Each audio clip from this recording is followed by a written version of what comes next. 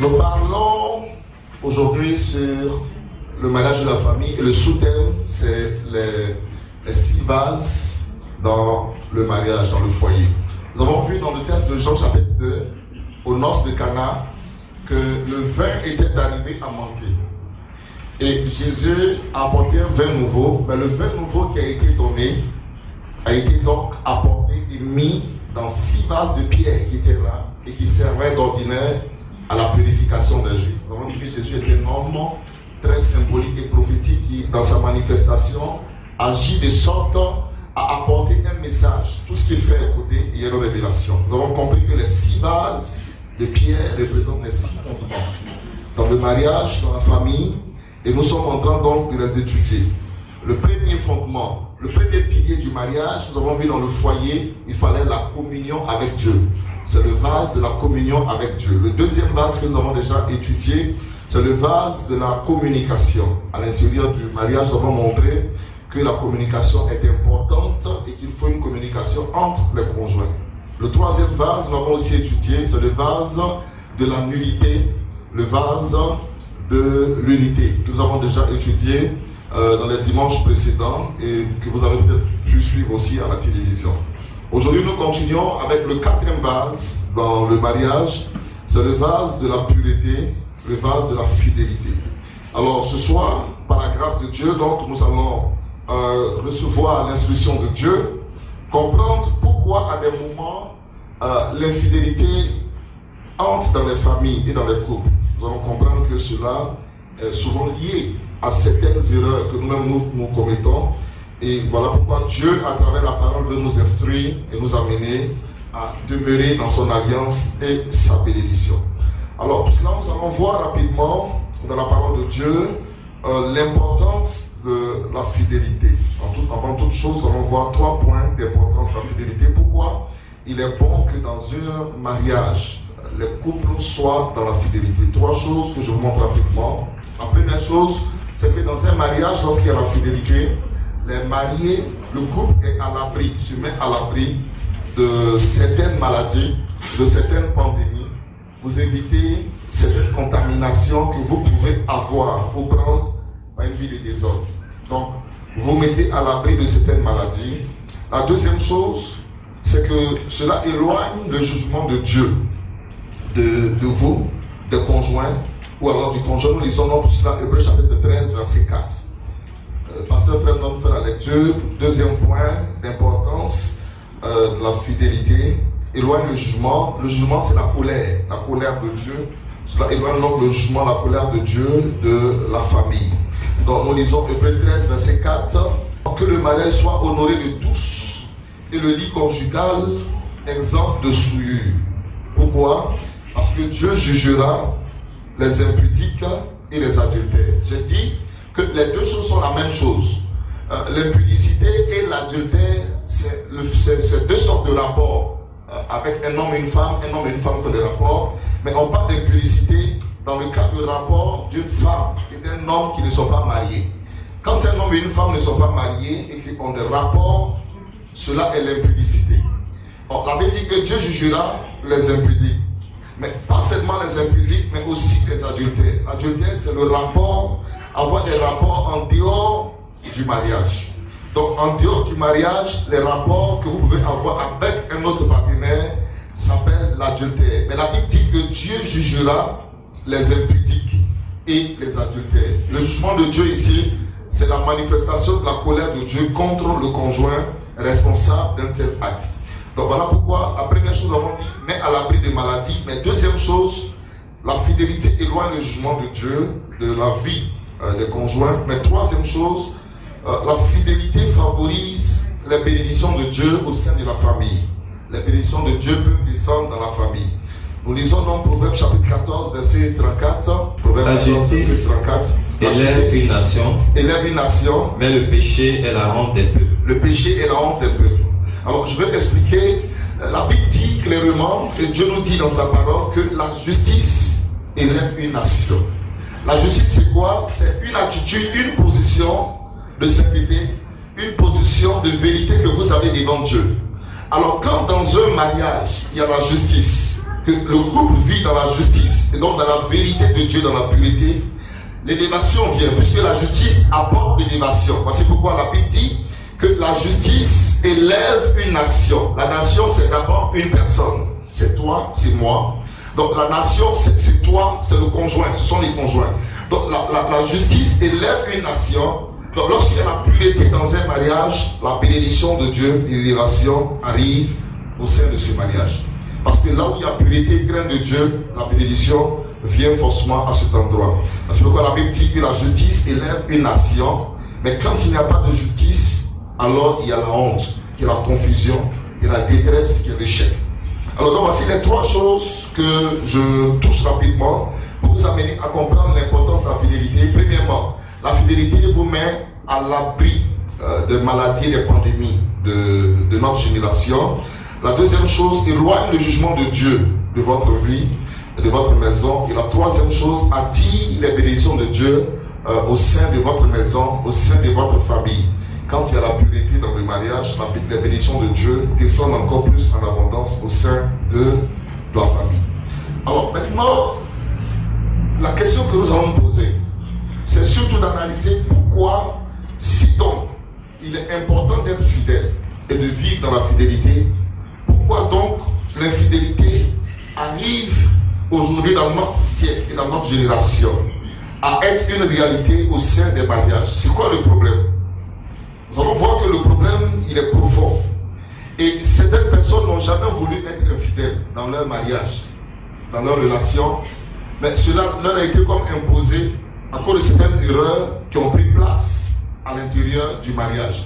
C'est pourquoi il est bon d'être enseigné afin que ces choses-là soient réglées et que les jeunes qui se marieront demain ne puissent pas prospérer dans ces mêmes erreurs, mais marcher selon les principes de Dieu afin d'entretenir la bénédiction de Dieu à l'intérieur des familles. Donc l'infidélité souvent s'explique. La première chose que je voudrais vous amener à comprendre, certains conjoints un jour ont décidé de devenir infidèles parce qu'ils ne reconnaissaient plus l'homme ou la femme qu'ils avaient épousé, avec qui ils ont décidé de vivre un jour. Comment? Par l'absence de la manifestation d'amour comme au départ. La première raison et la première chose qui pousse les conjoints à l'infidélité, c'est lorsqu'à un moment dans le mariage, l'amour n'est plus manifesté. Lorsque vous épousez une femme, elle veut se sentir aimée. Un homme veut se sentir aimé. Lorsqu'à un moment dans le mariage, l'amour disparaît et que le conjoint ne sent plus cette manifestation d'amour, ne sent plus que vous l'aimez véritablement, cette personne est fragilisée et peut s'ouvrir à autre chose et peut tomber dans certaines erreurs. Vous savez, quand il y a l'amour, quand vous montrez à votre conjoint que vous l'aimez et vous manifestez en permanence l'amour envers votre conjoint, ce conjoint est rassuré et ce conjoint est en paix et il est plutôt poussé à vivre dans la fidélité parce qu'il est encouragé à marcher dans ce élan de pureté parce qu'il se sent aimé. Il y a des femmes qui sont devenues infidèles un jour parce qu'elles ne sentaient plus l'amour de leur mari. Il y a des maris qui sont devenus infidèles parce qu'ils ne sentaient plus l'amour de leurs épouses. Alors qu'est-ce que nous constatons? Quand les gens arrivent à se connaître au départ, avant d'entrer dans le mariage, l'un des conjoints manifeste envers l'autre beaucoup de douceur. Tu as rencontré une femme au début, tu es très doux dans tes paroles, la douceur dans les paroles, les mots doux, les appels fréquents que vous manifestez. Parce qu'au début, souvent, on va entrer dans le mariage, et quand vous rencontrez un homme ou une femme, la flamme fait que vous avez toujours envie de vous parler, de vous entendre. Et c'est une flamme qui peut être entretenue. Et l'erreur, c'est que lorsque les gens rentrent dans le mariage, ils n'entretiennent plus cette flamme de départ. Alors, le conjoint s'est senti rassuré par votre manifestation d'amour et a décidé d'entrer dans quelque chose avec vous, donc qui est le mariage. Maintenant, une fois dans votre maison, la personne est entrée dans votre maison, la personne ne sent plus cette chaleur de l'amour, cette flamme de l'amour que vous manifestez autrefois, par votre douceur, par des mots doux, des mots gentils, des appels fréquents, la gentillesse, les sorties. Quand tu n'avais pas encore épousé, chaque week-end, vous pouviez aller manger une pizza quelque part. Alors, vous savez, le problème c'est que dans beaucoup de mariages, il y a même peu de sorties. Les dernières sorties remontent au temps des fiançailles. Au moment où tu es dragué encore, au moment où tu voulais encore de ce temps, c'est en ce moment-là, ah, chérie, on va sortir ce soir. Combien de couples sortent pour aller dans un restaurant pour manger? Ah chérie, je t'invite ce soir. Écoutez, mais l'invitation c'est à deux niveaux. Il n'y a pas que l'homme qui va m'inviter. La femme peut dire, aujourd'hui chérie, je veux t'inviter à nous manger quelque chose. C'est dans le même sens. Parce que de la même manière, en tant que femme, vous avez des cœurs, les hommes aussi ont des cœurs. Vous n'êtes pas les seuls à avoir des cœurs. Nous aussi, nous avons des cœurs. Vous êtes d'accord avec moi? Qui me donne un bon amen ce soir? Regarde quelqu'un dit que les hommes aussi ont des cœurs. Donc il n'y a pas que vous ceux qui avez des cœurs. Vous comprenez les femmes? Les cadeaux de départ. Vous comprenez? Au départ, quand tu voulais d'elle, dès que tu apprends que c'est son anniversaire, avant même la date, même tu déposes un cadeau là. Mais depuis que tu es entré dans le mariage avec elle, même avoir le moindre cadeau, ça n'existe plus. Ça, c'est une réalité. Donc voilà, c'est le premier élément. Donc regarde ton voisin, dit retourne aux premières œuvres. Et si tu as réveillé l'amour et l'esprit de l'amour s'endormit. Pourquoi? Parce que tout homme et toute femme veut toujours se sentir aimé. C'est un principe universel. Quand un moment cela n'est plus manifeste, comprenez, on tombe dans la monotonie, on tombe dans l'habitude, on tombe dans le déjà vu. L'esprit de l'homme est un esprit qui a tendance à changer. Vous prenez quelqu'un aujourd'hui, si on dit la dernière marque de portable, on prend un Note 4, un Note 3 vient de sortir. Tu as de l'argent, tu veux absolument avoir Note 3, alors que tu as déjà un portable, mais tu trouves que c'est déjà vieux. Tu veux Note 3. Tu achètes Note 3, après 3 mois on dit à Note 4. Le Note 3 qui n'est même pas encore abîmé ne t'intéresse plus. Tu veux passer à Note 4. Tu as compris? Parce que l'esprit de l'homme, et l'homme est perpétuellement insatisfait. Donc souvent il faut créer les choses, il faut renouveler les choses comme au départ. Toute relation de départ est chaleureuse. Mais le problème c'est qu'à un moment la monotonie vient. Et c'est là que le problème commence. Ne laissez pas entrer la monotonie dans le mariage. Il faut revenir aux premières œuvres. Les premières œuvres. Ce que tu as fait au départ et puis tu as aimé, là, il faut reprendre ça. Ce que tu as fait au départ et puis tu as aimé, il faut reprendre ça. C'est la première chose qui conduit beaucoup de couples à l'infidélité. La deuxième chose, les querelles et les incompréhensions. Donc la première chose, c'est l'absence de la manifestation d'amour, comme au départ. La deuxième chose, ce sont les querelles et les incompréhensions. Vous savez, les querelles en permanence, dans un couple, dans un mariage, fragilisent l'amour et ouvrent la porte à beaucoup de choses. Parce que dans les querelles, la colère prend la place. Et là où il y a la colère, il y a de mauvaises décisions qui prennent la place. Vous savez comment certains hommes sont devenus infidèles?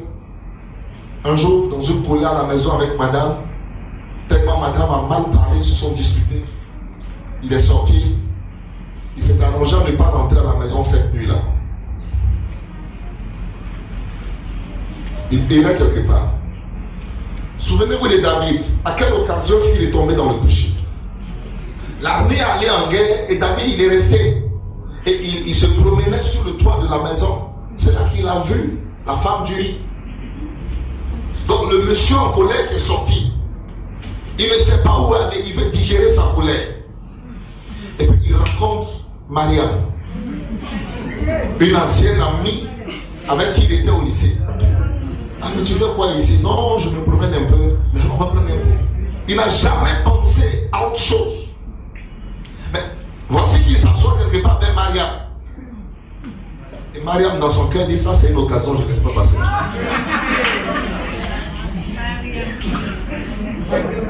Je n'ai pas dit c'est toi qui t'appelles Mariam. Alléluia. Mais comme il est découragé et il est frustré, il est énervé envers la femme qui est à la maison. se dit, ok, il se laisse aller. Quand il y a l'amour, on fait attention. Là où on se sent aimé, on fait attention. Voilà pourquoi, vous allez voir, on ne justifie pas. Mais ce sont des choses qui détruisent l'unité familiale et conduisent les conjoints à l'infidélité. La colère. Dans la maison, tu insultes constamment la femme. Tout ce que tu fais, parle. Mais il y a quelqu'un d'autre qui sait lui dire des mots doux. Son cœur peut tendre. Voici comment les femmes sont devenues infidèles, alors qu'elles n'ont jamais pensé et voulu être infidèles de leur vie. Mais l'infidélité leur a été comme imposée. Alors pourquoi il faut faire très attention?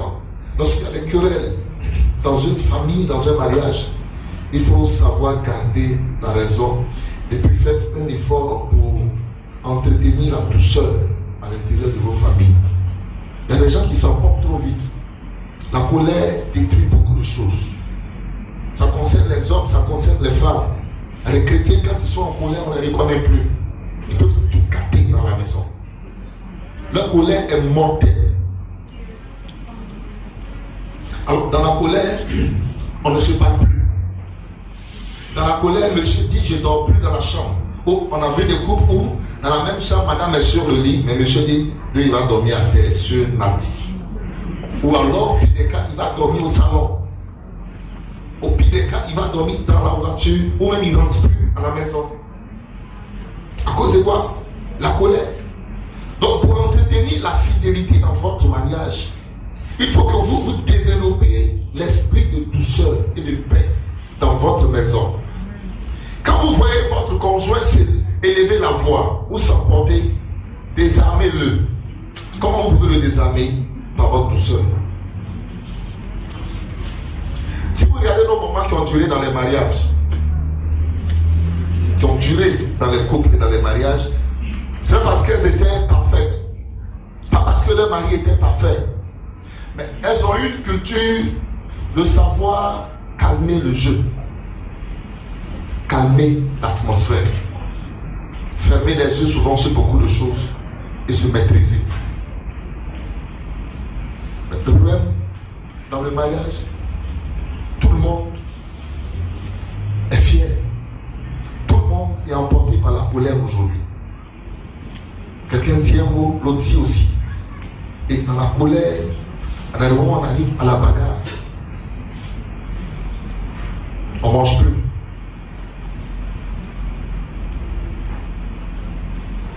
Quand on rentre à la maison, on a la mine serrée. Le sourire est dehors. Mais à la maison, c'est la mine serrée.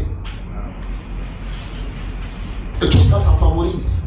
Parce qu'il y a plus de communication, il y a plus d'unité, il y a plus d'amour. Donc dehors, les rencontres sont faciles, mais le cœur est très vite parti.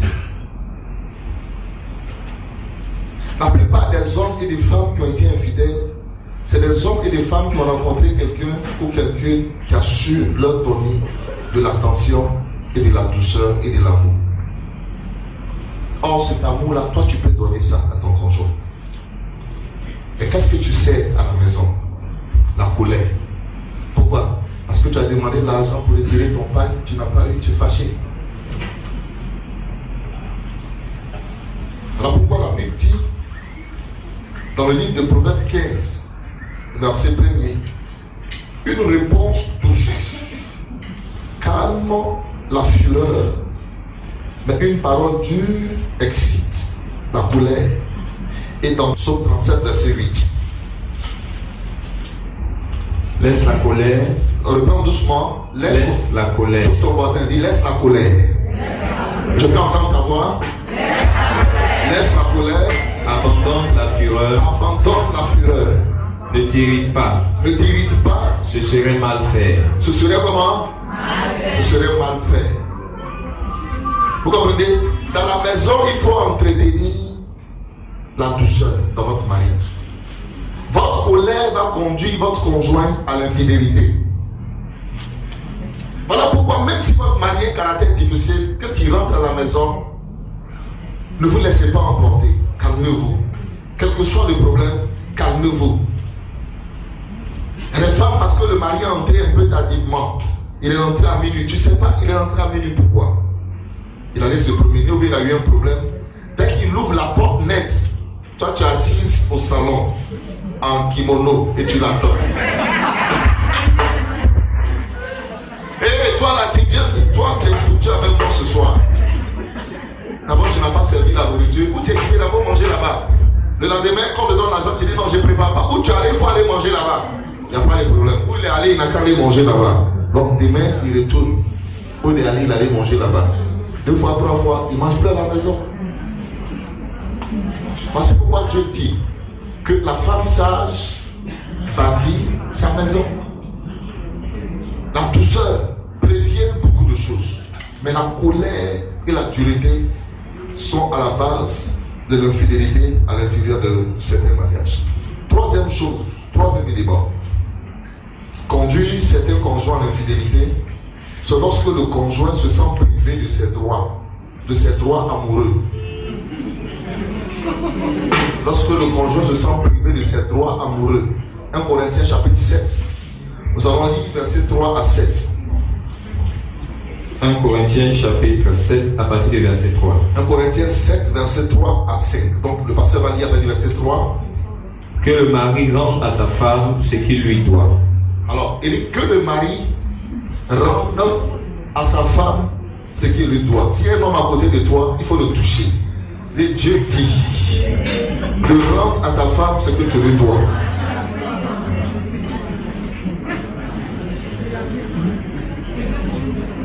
Mais qu'est-ce que tu dois à la femme? Suis avec moi. Mais la Bible dit dans la suite. Et que la femme agisse de même envers son mari. Que la femme agisse de même envers son mari.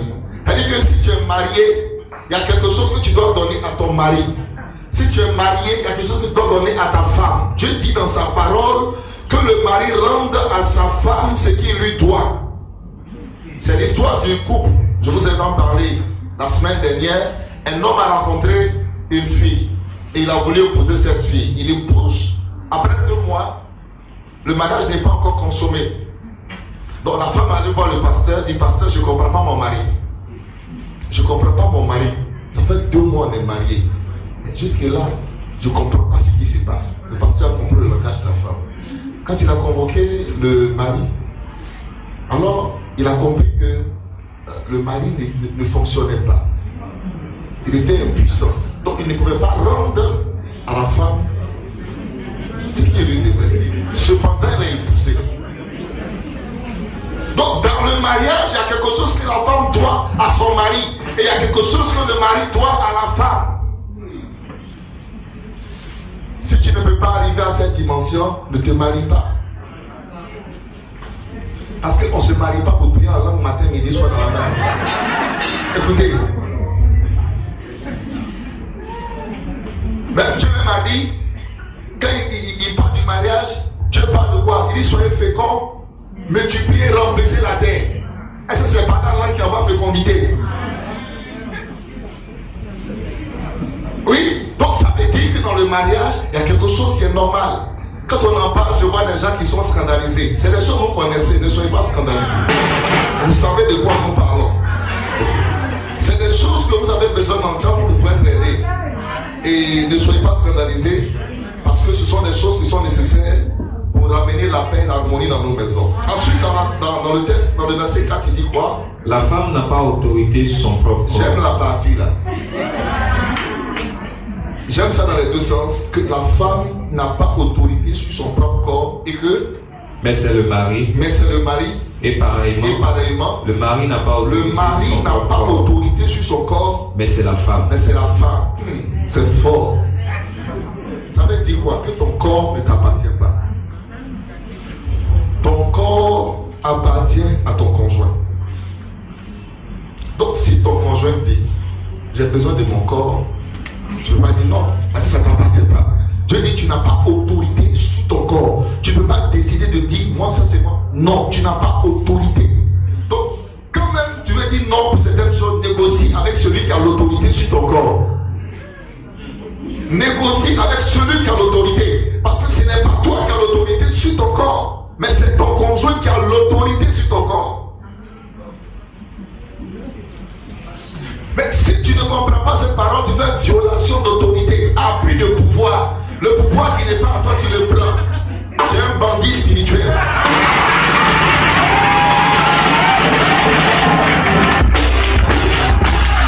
Oui, parce que tu n'as pas l'autorité. L'autorité n'est pas à toi, mais à ton conjoint.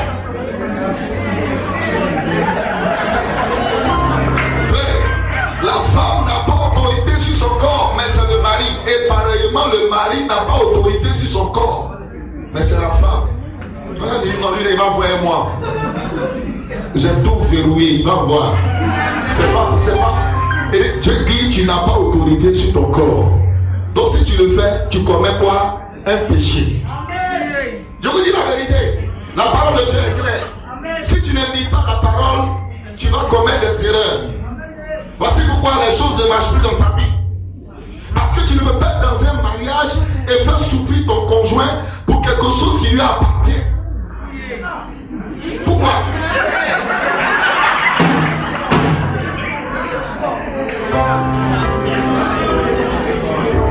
Ok. C'est la vérité. Quand tu n'es pas prêt pour te marier, il faut t'asseoir.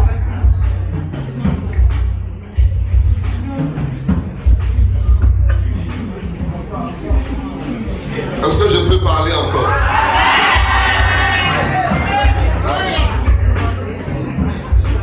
La femme n'a pas autorité sur son corps, mais c'est son conjoint. Et pareillement, le mari n'a pas autorité sur son corps, mais c'est la femme. Donc Dieu dit maintenant dans le verset 5. Ne vous privez point l'un de l'autre. Ne vous privez point l'un de l'autre. Si ce n'est quoi? Si ce n'est d'un commun accord. Accord de qui? Quand on dit commun accord, ça veut dire, oui, dis même non à ton conjoint. Toi tu ne décides pas seul, mais tu négocies avec lui. Dieu dit ne vous privez point l'un de l'autre. Si ce n'est d'un commun accord. Commun accord pour faire quoi? Pour vaquer à la prière. Ça veut dire que dans un mariage, si ton mari a besoin de toi, tu dois être disponible. Si ta femme a besoin de toi, tu dois être disponible. Ça, c'est la réalité du mariage. C'est des choses qu'on va vous enseigner. Vous pensez que le mariage, c'est là la mairie porter robe, je vais porter robe, passer plus mon mariage. Oui, ça, c'est la face révélée. Maintenant, il y a la face secrète du mariage. Le mariage ne se limite pas à la mairie où on porte robe. Après, il y a le foyer où tu dois vivre la réalité du mariage.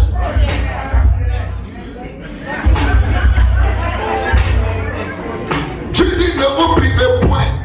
Quand il dit ne vous privez point, c'est plus fort que ne vous privez pas. Ne vous privez point. Tu ne dois pas priver ton conjoint de ce qui lui appartient. Un jour, un homme me parlait. Ça faisait des mois que son épouse refusait qu'il aille avec elle. Oui, pendant des mois. Et cet homme attrape son cœur. Parce qu'il veut créer, il crée Dieu. Mais frère, un moment on attrape le cœur, jusqu'à un moment on est fatigué d'attraper le cœur.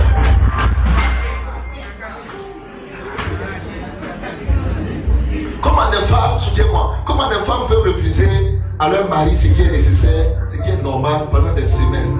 Et le mari est là, il souffre. Ou bien tu refuses à ta femme ce qui est nécessaire, elle est là, elle souffre pendant des semaines, Dans sa life, il a rencontré Akissi. Akissi ne fait pas de difficulté. À midi, même Akissi de bien, il a fait viens.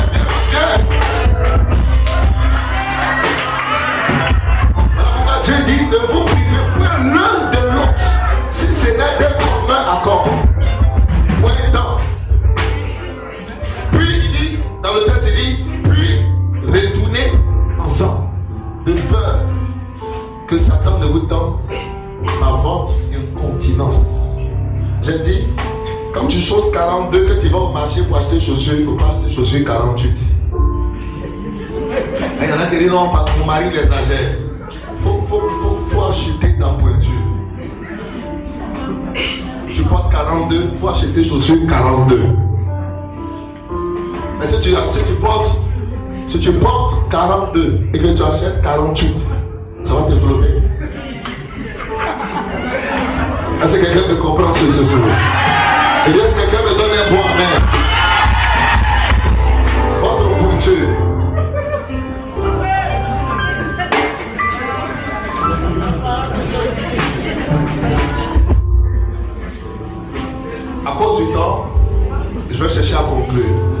devoir rester dans les délais.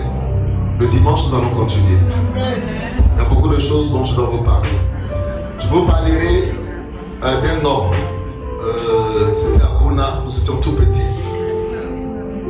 Alors un matin, dans notre cité, un monsieur était enfermé dans la chambre par son épouse.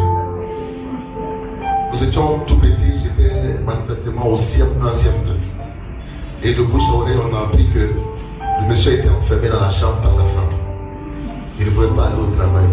Ceux qui ont regardé par les persiennes ont vu la femme coucher sur le monsieur. Le monsieur ne pouvait pas bouger, il ne pouvait pas se lever. Qu'est-ce qui s'est passé? Je vais vous expliquer le mystère. Pour que cela ne vous arrive pas aussi. Pour que cela n'arrive pas aussi. Qu'est-ce qui s'est passé? C'est quelque chose qu'il faut comprendre. Dimanche prochain, je vous prie de ne pas rater la suite, mais de disposer vos cœurs pour entendre ce que Dieu veut vous dire. Mais pour ce soir, quand tu iras, donne à ton conjoint ce que tu lui dois. Et que Dieu bénisse ta maison au nom de Jésus.